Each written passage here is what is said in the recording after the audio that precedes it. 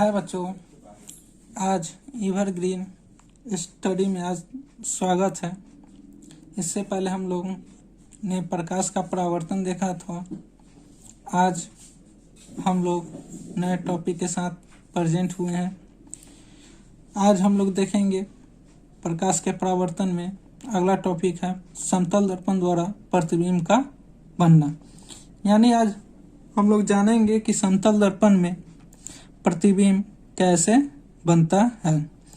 यदि मान लेते हैं इस ग्राफ में देखिएगा दिया गया है कि O एक बिंदु स्रोत है जिसे एक समतल दर्पण से m डैश के सामने रखा गया है। m और m डैश के सामने O एक बिंदु स्रोत है जिसको समतल दर्पण के सामने रखा गया है। वैसे तो O से प्रकाश की किरणें सभी दिशा में निकलती है, परंतु चित्र में केवल दो किरणों का पथ दर्शाया गया है। इसमें हम लोग दो किरणों का पथ दर्शाएंगे, एक OA और एक AB।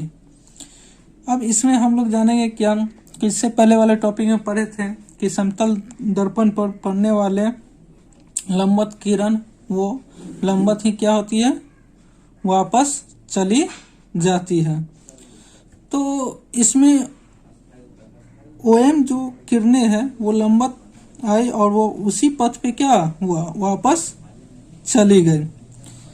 तो इसमें एक OM दर्पण पर अभिलंब रूप से आपतित हो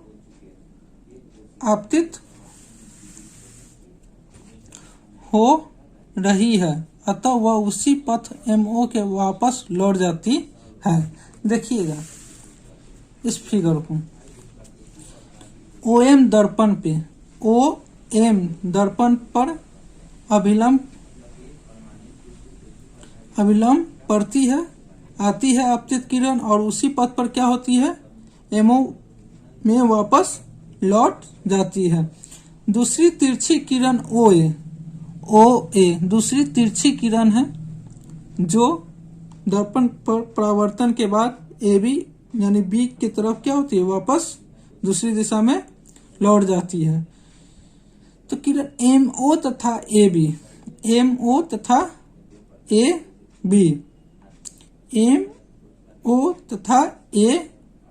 AB दर्पण के पीछे किसी बिंदु I से आ रही है। अब देखिए दर्पण के पीछे कोई बिंदु I एक इमेज बनाया गया है, उससे क्या हो रही है, आती हुई प्रतीत हो रही है। यह बिंदु I बिंदु स्रोत O का आभासी प्रतिबिंब है। ये आभासी प्रतिबिंब है किसका, O का। किस बिंदु का, O का। I क्या है, आभासी प्रतिबिंब है। MO और MI MO और MI की दूरियां मापने पर हम पाते हैं कि दर्पण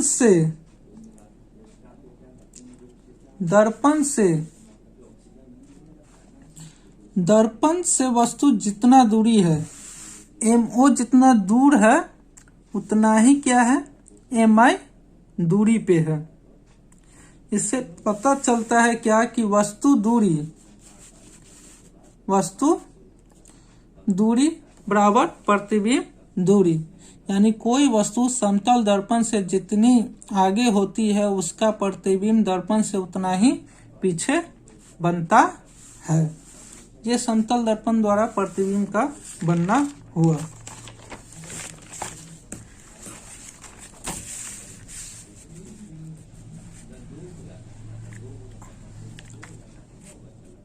अब अगला देखेंगे पार्श्व परिवर्तन। पार्श्व परिवर्तन होता क्या है।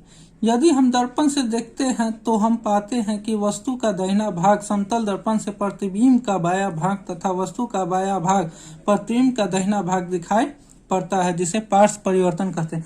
यानी हम लोग जैसे समतल दर्पण में खड़े होकर देखते हैं तो दाहिना हाथ उठाते हैं तो क्या दिखता है, बायां दिखाई पड़ता है, और बायां उठाते तो दाहिना दिखाई पड़ता है। वो प्रक्रिया क्या होता है, पार्श्व परिवर्तन कहलाता है।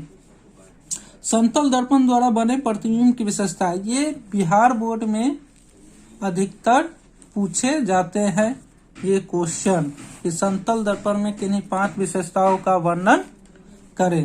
तो समतल दर्पण में 5 विशेषताओं का वर्णन हम लोग करते हैं।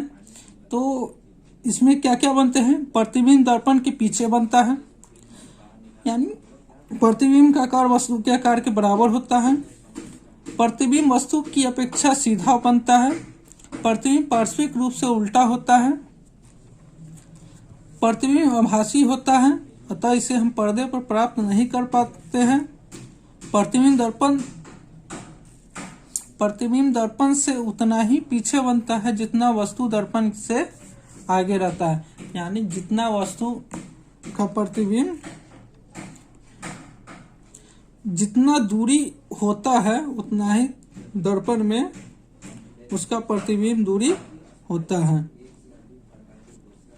गोलीय दर्पण,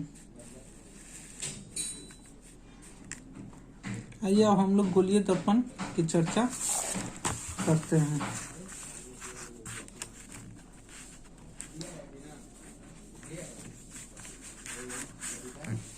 गोलीय दर्पण, गोलीय दर्पण उस दर्पण को कहते हैं जिसकी परावर्तक सतह किसी खोखले गोले का एक भाग होता है। यानी आपने एक बॉल देखा होगा, जो सिंपल एग्जांपल लेता है बॉल, वो अंदर का भाग खोखला होता है, बाहर क्या होता है? परावर्तक होता है। उसी तरह का गोलीय दर्पण होता है। गोलीय दर्पण 2 तरह का होता है, एक अवतल दर्पण और उत्तल दर्पण। अवतल दर्पण किसे कहते हैं? आइए, वैसा दर्पण जिसका बीच का परावर्तक सतह धंसा हो उसे अवतल दर्पण कहते हैं। जिसका परावर्तक सतह ये हो गया और ये बीच का भाग क्या है? धंसा हुआ है। उत्तल दर्पण वैसा दर्पण जिसके बीच का परावर्तक सतह उभरा हो उसे परावर्तक सतह कहते हैं। जिसका परावर्तक सतह ये हो गया।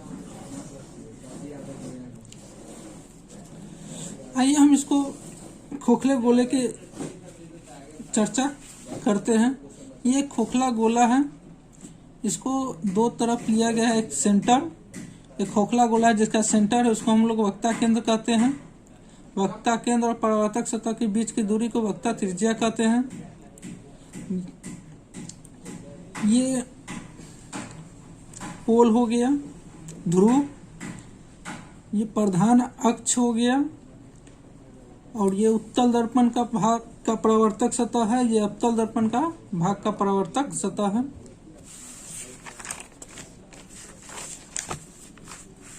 अवतल दर्पण की फोकस, अवतल दर्पण की फोकस, किसी अवतल दर्पण का फोकस उसके मुख्य अक्ष पर वह बिंदु है जहां मुख्य अक्ष के समांतर आती किरणें दर्पण से परावर्तन के बाद मिलती है।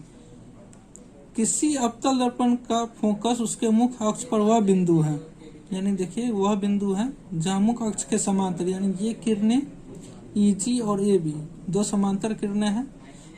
दर्पण के परावर्तन के बाद वो कहाँ से होकर गुजरेगी? एक मुख्य बिंदु से होकर गुजरेगी, जिसे हम लोग क्या कहते हैं? अवतल दर्पण की फोकस कहते हैं। उत्तल दर्पण की फोकस, किसी उत्तल दर्पण का फोकस उसके मुख्य अक्ष पर वह बिंदु है जहां से मुख्य अक्ष के समांतर आती किरणें दर्पण से परावर्तन के बाद आती हुई प्रतीत होती है। इसमें क्या होता है कि प्रतीत होगा, ये 2 किरणें समांतर हैं और दर्पण से परावर्तन के बाद क्या हो रही है? फोकस पे मिलती हुई प्रतीत हो रही है।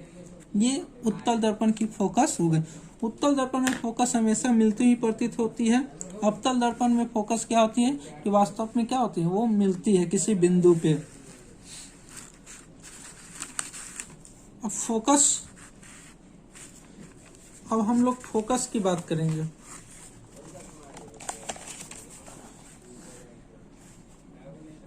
फोकस दूरी, फोकस F से दर्पण के ध्रुव P की दूरी, P और F की दूरी दर्पण की फोकस दूरी कहते हैं।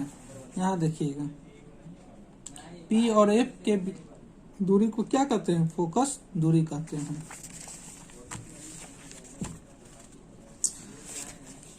बस आज के लिए इतना ही। अगले नेक्स्ट क्लास में हम लोग गोलीय दर्पण की फोकस दूरी और उसकी वक्रता त्रिज्या के संबंध में हम लोग प्रूव करेंगे। F बराबर R/2 को हम लोग क्या करेंगे, प्रूव करेंगे।